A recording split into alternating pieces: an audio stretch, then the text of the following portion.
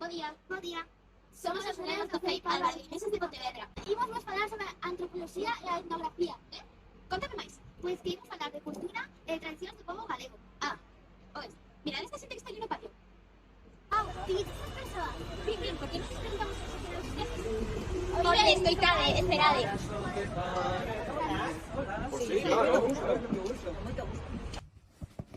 Ti coñeces o traxe tradicional? Un pouco. Sei o que é vestido de galega. Non sería así, de galega vas a morir. Son Que te he vestido con traxe tradicional. E vas a contarme máis? Eso que sí, que os nosos compañeros nos van contar cousas e hacemos. As cousas que hai que saber é que existe multitude de traxes segundo a zona de Galicia. Pero as dúas que máis se diferencian son o traxe de cotío e o traxe de garda ou de gala. Lo que vedes por fora non damos a todo o que vai por dentro. Imos por partes. Traxe de cotío a unha muller. Esta é a vestimenta interior dos traxes de cotío, os de levar as feiras e ir traballar. Elas levan unha camisa longa de liño que por riba uns refaixos que, como vedes, utilizan unha técnica moi tradicional e moi colorida. Ela leva unha camisa de liño e as tirolas. Sí, chamas tirolas. Os dous levan calcetíns de lã e zocas. As mulleres levan encima dos refaixos unha saia, normalmente da estameña, unha altea de que está feita por lã e que é resistente. E os homens uns pantalóns e unhas polainas.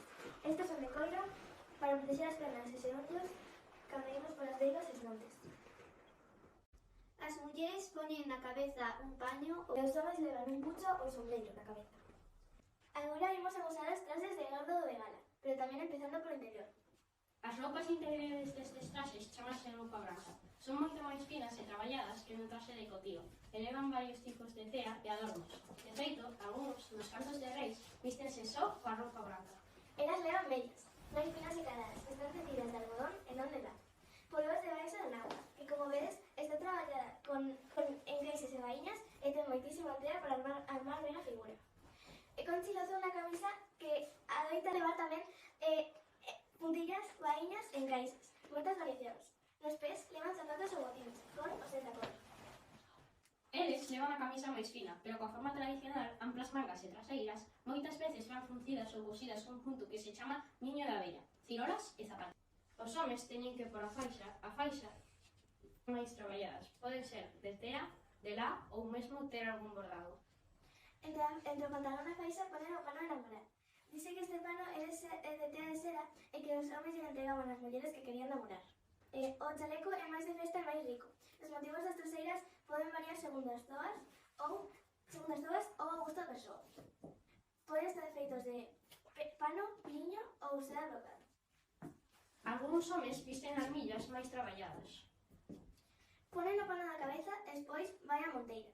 As monteiras poden ir máis ou menos traballadas, con bordados de cores e adornos ou simplemente negras. Algúns homes usan a capa por riba do traxe e levan reloxo de peto. Elas levan agora unha saia. Dependendo da parte de Galicia pode ser de lã ou de outros tecidos. Estas que vedes son de pano vermello con 3 tiras de veludo negro e un sinxelo alemán cor negro. Esta outra é máis moderna, pois pertence á Revolución Industrial, onde aparecen tecidos diferentes. Ollade, case parece que xa están completos. Imos vos ensinar as pezas. Imos ver. Enriba dos pololos, as enaguas e a saia leva agora un mantelo e un mandil de pano de lã, veludo brocado e bordados a baile. Eu vou dicir o mesmo. Enriba dos pololos en agua e a saia, agora levo un mantelo en pano e veludo negro con bordado tradicional ao baile. O por riba do pano de flocos leva unha peza fermosísima chamada parlamenta, que está feita de lã, veludo brocado e brocados de acibenche. A xogo co mantelo e o mandil.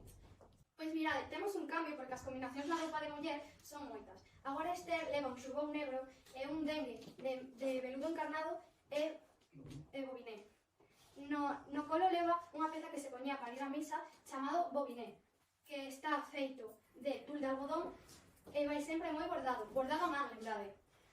Non te parecen fermosos? Fermosísimos, quen me dera un. Estes traxes non se fan dun día para outro. Van facéndose os bordados e as pezas ao longo do tempo. E cando se estrean dá moita felicidade e orgullo do noso, das nosas tradicións e costumes. Ben, amigos, esperamos que vos gustara a nosa peciña de traxe tradicional en vídeo. Daría para moito máis, pero non nos chega o tempo. Adeus, ata loguiño!